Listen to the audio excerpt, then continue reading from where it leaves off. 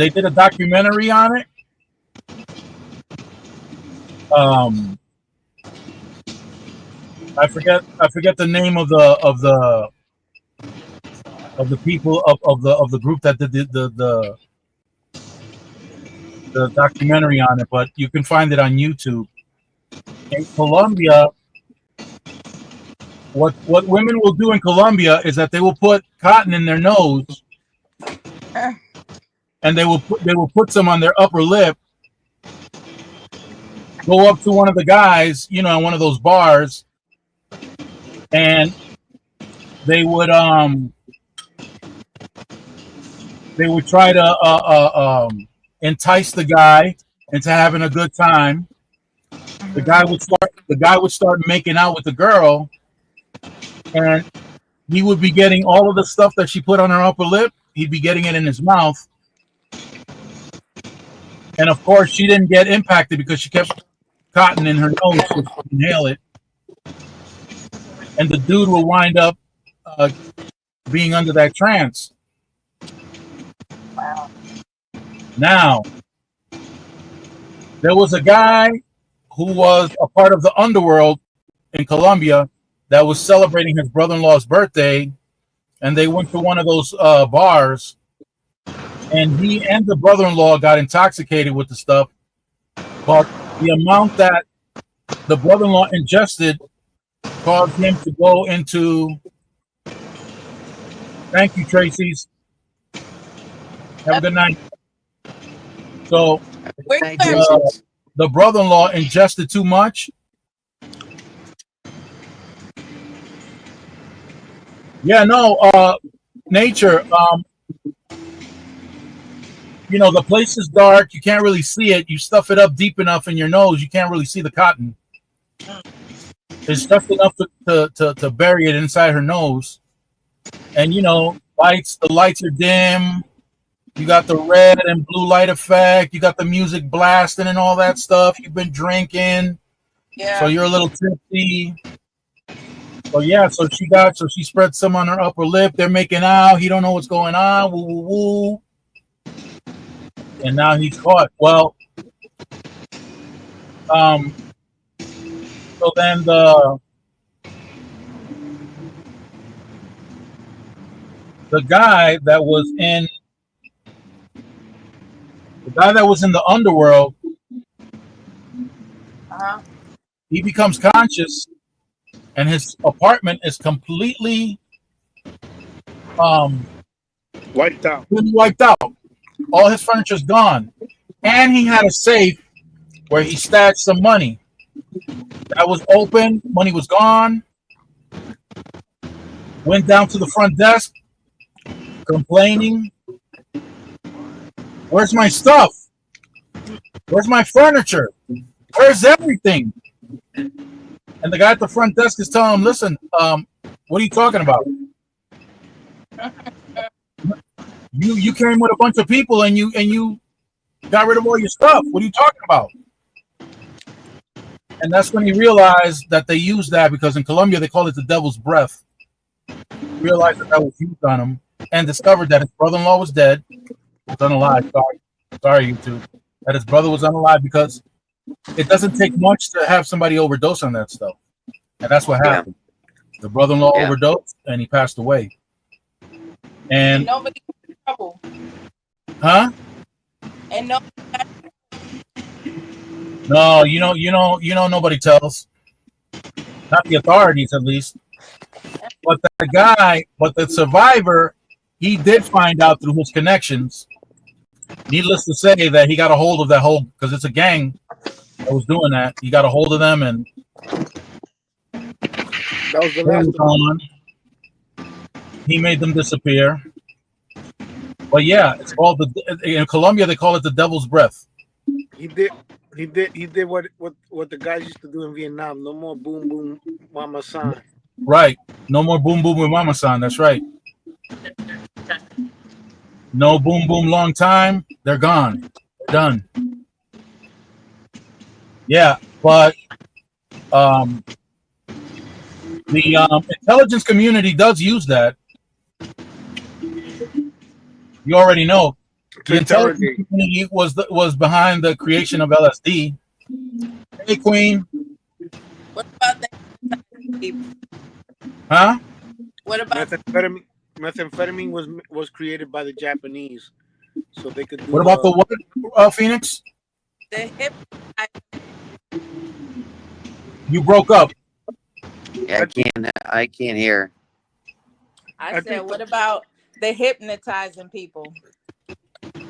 Yeah, that's all. Well, the scopolamine. Well, yeah, LSD was used. It's a hypnotic, but it was used as a way of extracting the truth from people.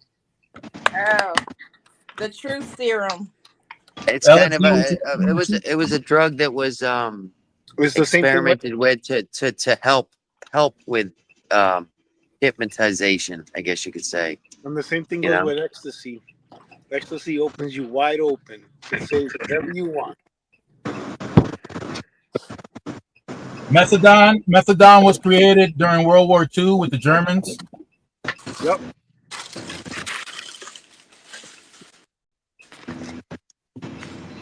all sorts You of know, chemicals they can It would kill the pain they from can injury. alter your brain. You know, Yeah, well, but yeah, eventually that's what it does. even if it's a temporary effect, that's all that they're looking for. You know. well, the same thing goes with ecstasy. MDMA was created so-called for therapeutic purposes for psychologists and psychiatrists. In reality, that drug came from the intelligence department. Almost all those, all these drugs that were synthetically uppers and some downers, were created just for that, for interrogation, actually to see if Yeah. they were open up. Or to enhance or to do something like that, like crystal meth, like you said, was To keep created fighting. to make super soldiers. You know, and a lot of it was done by different governments to do exactly that, whether it's to interrogate somebody or to make a super soldier or you know whatever, or even Well, the same heroin thing, was a a major painkiller. You know what I mean? like the Designed in same, World War II. You know, yeah. you had morphine in World War II. You know, You know, which you know what? Did it help a lot of people? Yeah. Did it hurt a lot of people? Yeah. You know, it's it's still you going know, on. there's all yeah, there's that little pathway between good and bad. You know what I mean? When you design something like that, you know, like the guy, you know, look at the guy that designed the nuclear bomb. He wasn't designing the nuclear bomb to be a bomb. You know what I mean? He was just a scientist, you know, trying to harness power and figure out a way to harness power. Once the military takes it over, it's like, oh, you know, we can use this as a weapon, you know?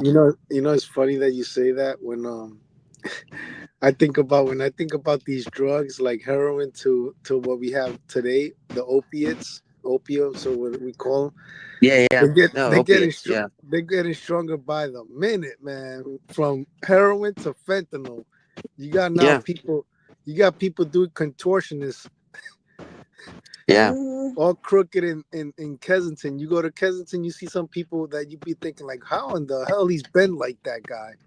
Like his head is like touching almost his ankle, but Yeah. not forward, backwards. Like the dude is leaning backwards and he's Yeah. about to touch his head with his ankle. Like, how in the tarnation you get to that point? Oh no. Well, look, we had down in Miami, we had bath salts. It was a big thing Oh down here. yeah, I remember that. And do you remember the guy eating the homeless guy's face? Yeah, I did. That's Oh, insane. demonic. You know, they ended up shooting the guy, killing him.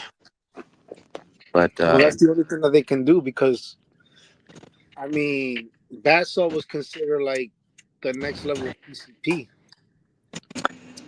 Yeah, but back in the 70s, it was or 80s, it was the PCP where people were like superhuman on that shit.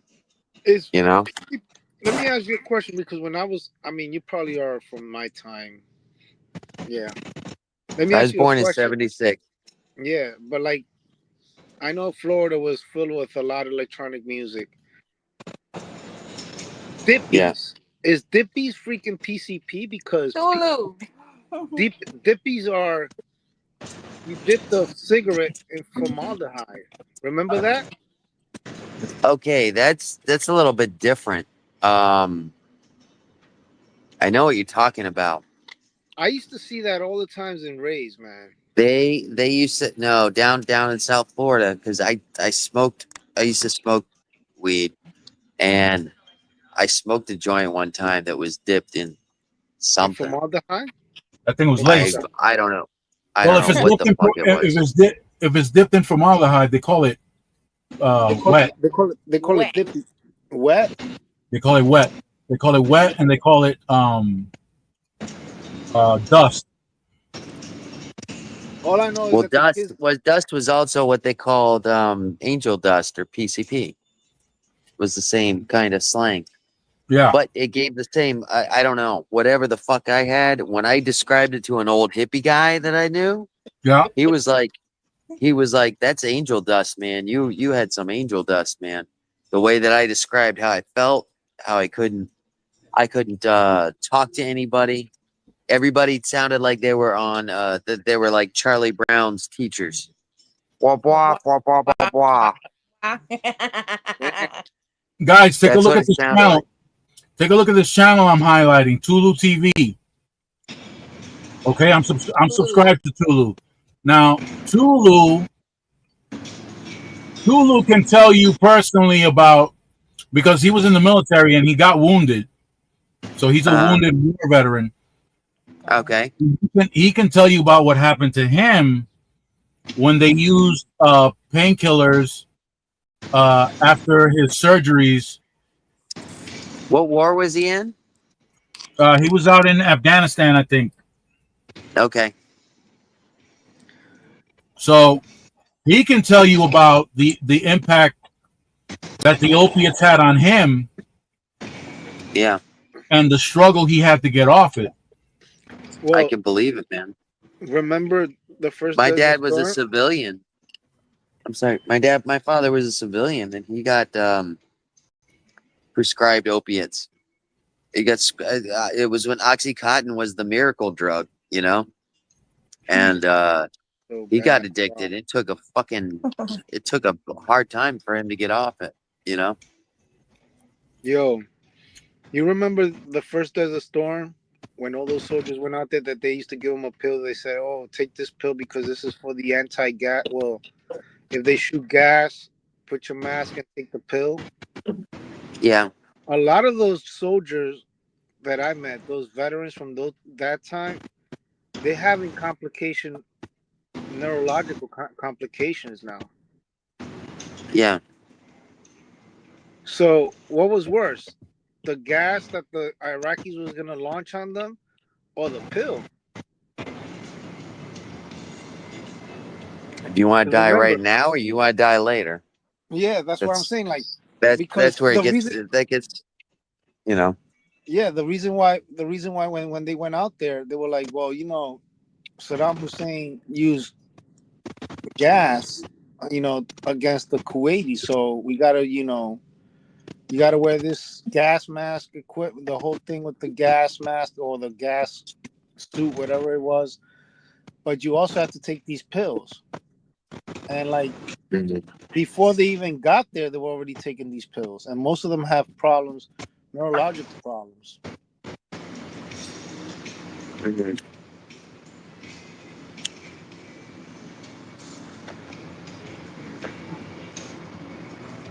I don't know specifically what you're talking about, but I do know this. If you're given the chance, look, you're going into battle. They're going to hit you with this. This is an antidote against this. It's not tested, but it'll definitely keep you alive. You know, uh, in that kind of situation, you're, you know, Yeah, you're vulnerable you're to vulnerable. whatever they tell you. Yeah, However, I believe that the American government should take care of those soldiers once they get back, and that's it, point blank. If we had to put experimental drugs into them or whatever, and now there's side effects, and they're having problems with the side effects, we should cover it. Period. You know? You know what war?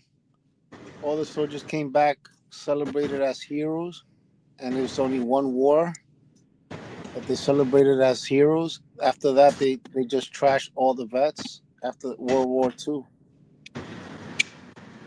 And the soldiers that went to World War II consider themselves real soldiers. They were like, when Vietnam came through. Well, the Korean War was already, but when Vietnam came involved,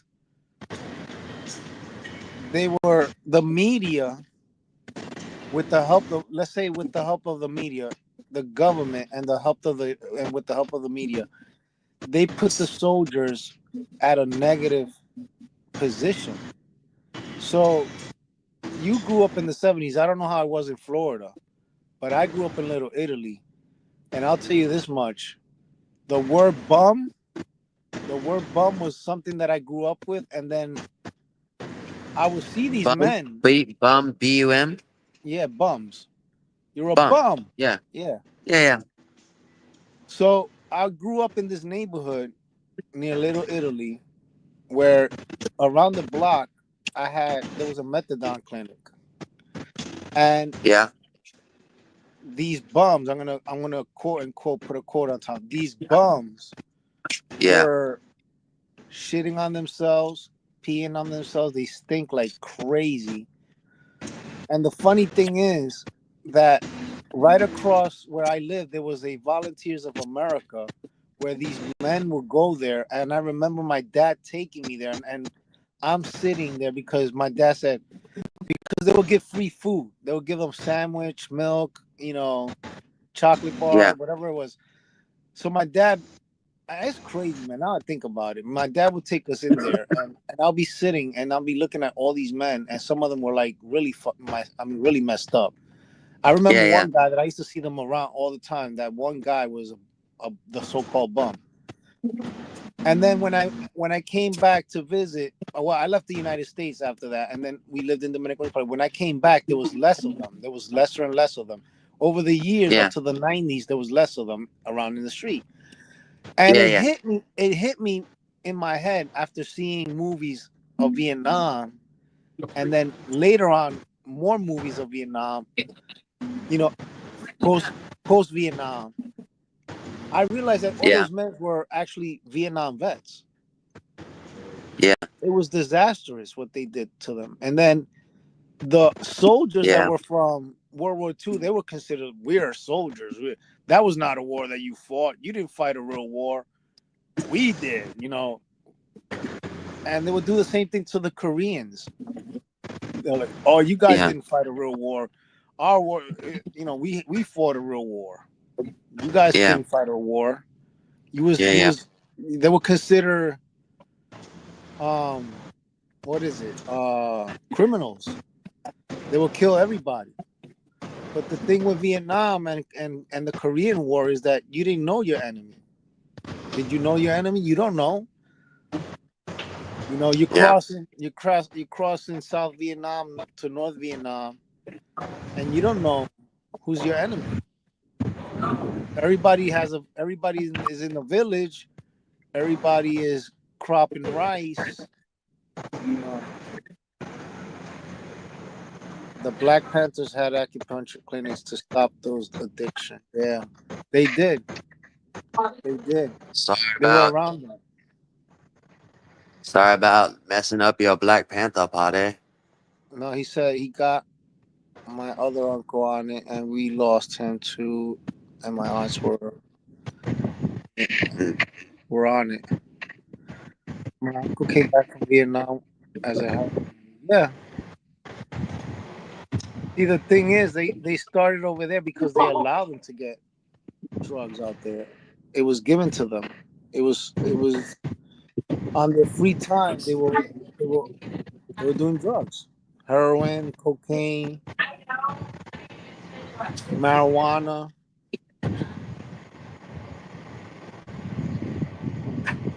I think the heroin was the biggest thing with the Vietnam vets getting back, because a lot of them had free access to morphine at the time. You know, they're dealing with a lot of shit going I on. think I think the Vietnam War was as brutal as the Korean and the World War II. I mean, let's get it straight. You're doing hand to hand combat. I think all war is gonna be. I can't. I mean, being in peacetime. I mean, I've seen the movies and seen that. You know, but I mean, technically, I'm a civilian. I've lived a civilian life. I've never had to deal with war. I've never had to do the things that these guys had to do to survive. You know, and when it gets down to it, that's uh, I commend Well, them for what they had to do for our country. You know what I mean? let's put it this way. Let me give you a scenario. My ex brother-in-law. He Uh-huh. he joined the Marines with another kid. Well, he met this kid that I knew from my neighborhood was just barely 18, and when he finished high school at 19 or 18 to 19, he went to the Marines. Well, he comes back with his friend, his platoon, or a guy from his platoon, and also young. And I'm like, damn, you guys are really young to be in this. I mean, I wanted to join the Marines, but that's a whole different story. Yeah. Where I wanted to come, but when years after that, I was like 27, 28, and I'm looking at these kids really young, and I'm like, and then the first thing that they came out of their mouth was that they were going to do a tour. Their first tour was going to be in Iraq, and this is during the time when it was post-war, after the first Desert Storm. Now you have Junior in war. These kids were going to Iraq during the second term. Well, when George W. Bush was president. Now, when they Yeah. took over, they were just doing patrolling. He said that he was doing patrolling in the oil fields. I doubt that he was. That was one of his, maybe he can't say what he was doing. But from the time that before he left to Afghanistan, Iraq, and to the time that he married my sister, that kid, it was a totally different person. Like, I could tell that there was something not right about him. Yeah, Yeah. he would have pictures of it in his house. There was a lot of pictures of his platoon, of his, part of his platoon where there was a lot of photo of him, in Yeah. Iraq. And this guy, I don't know, he must have caught, like, my sister divorced him, but from what I'm guessing, that this guy was having some PTSD, and I'm thinking that this kid, at the age of 19, you're given a rifle to go out there and to shoot somebody. Not everybody's prepared to kill somebody. Not Yeah. everybody. Not everybody can say, "Oh, I gotta kill that person because if it's I like doing it." No, I don't think they like doing it. And not only that they don't like doing it. It's just that it's the most.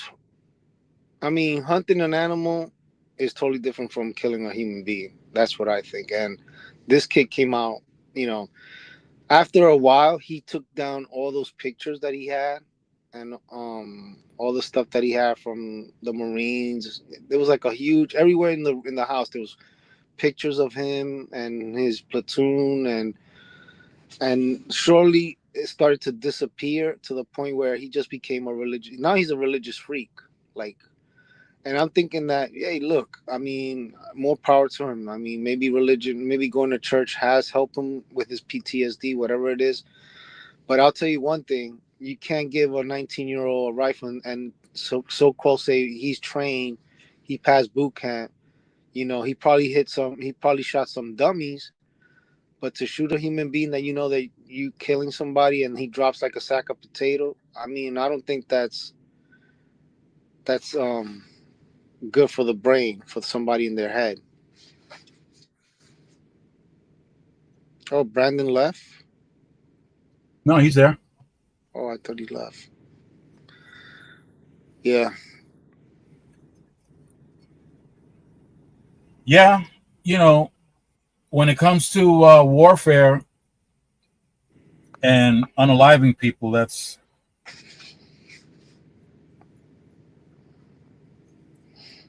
I don't think a lot of people can do something like that. Just pick the, as much as you said that you're in the, yeah, some of them have, some of them don't. Like, the movie Black Hawk Down, when that guy was at the last scene that he was saying, nah, you stay here, you can't come with me, um what I have to go back home. People are gonna consider me, a war junkie, blasey blasey, this and that.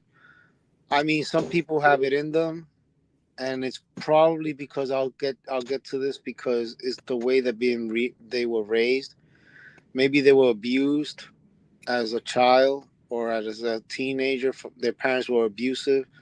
Maybe the mom or the dad was divorced and they had an abusive, stepmom. And to get away from it, they go to the military, and they find a way to saying, this is the best thing that has ever happened to me. Well, I'm going to join special forces now. Some of them, they just disappeared. They just get too deep inside that, and it's just because of the way they were being raised. And I see But I that think more. that's. What? I want to interrupt you for 1 second because I think that some people just are born that way. Some people just enjoy that. You know, Yeah, does that that make too. sense? It could be Yeah, that too. you know, And they join the military, and those are the people that you see end up doing clandestine work. They end up working for, the agencies. yeah, They don't have no family.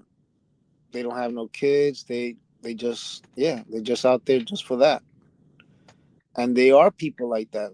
Some of them are, they're born like that, like you said, and some people are, pissed off the world because of the way why they just were raised. wired that way. Some people are just wired that way, and it's not only just in the military, but it's just like we talk about. It's on the streets too. You know, you got to be. I mean, just some people are just wired different. You know what I mean? That's right. Why are very different? I'm telling you, they enjoy that. So, Yeah, I mean, some people are not, and the ones that are not, those are the ones that come back with problems. yeah. Um, that the government doesn't pay attention to that. Of That's course, they don't. sad. They they Yeah, I agree with you there. It's sad. they rather spend money on new jacks to go in the military, but they will not spend the money for the ones that serve the country and that had been, mentally disturbed. Some of them Yeah, definitely need to be, on a watch list. Um, it's not easy. And then some of them are those drugs, like I said, the ones that came back from Iraq, the Desert Storm War. Some of them came yeah. back with neurological problems, and it was caused. They ended up. It took like about 10 years, or almost a decade, when they figure out why they were having these neurological problems, and it was because of that pill that they took. I think There's a lot of shit going on. They were also they were using some gas weapons in Iraq too. You know. well, they say that Um, they used the gas, and then it was contaminated on the ground, yeah, things like that. They said Some of I got a cousin that's dealing with that. You know. I heard that there was another thing that they were using. You know, most ammunition are uranium dirty, like they're uranium tips or uranium. It has radiation, or they're they're just like dirty. What's it called? Dirty uranium. I can't. It's already uranium that they use for power. Yeah. So it's radioactive, basically. Yeah, it's basically all radioactive, and as if remember the what was it called, the highway of death, when people were fleeing Iraq, and the United States was carpet bombing the whole entire like road. Those people like being all dead. It was called the highway of death, right, Leo? I'm not familiar with that. I can't remember. comment.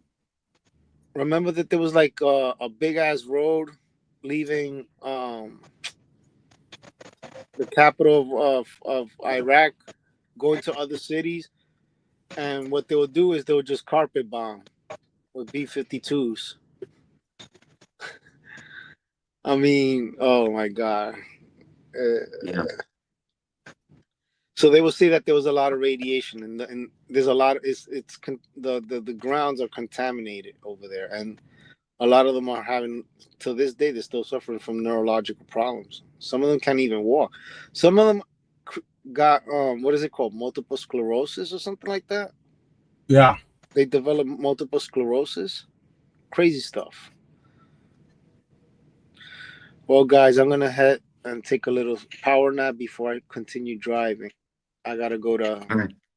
Tony, Yeah, always a pleasure talking to you, man. This is a good moment. This is a good time to call it a night. Sorry I caught What do you you think, late Brendan? there, Solomon. Have a good one, man. Have a good night, guys.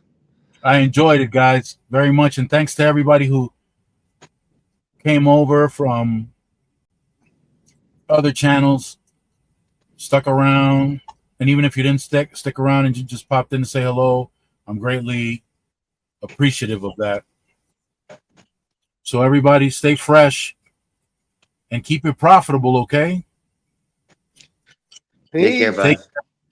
Take care.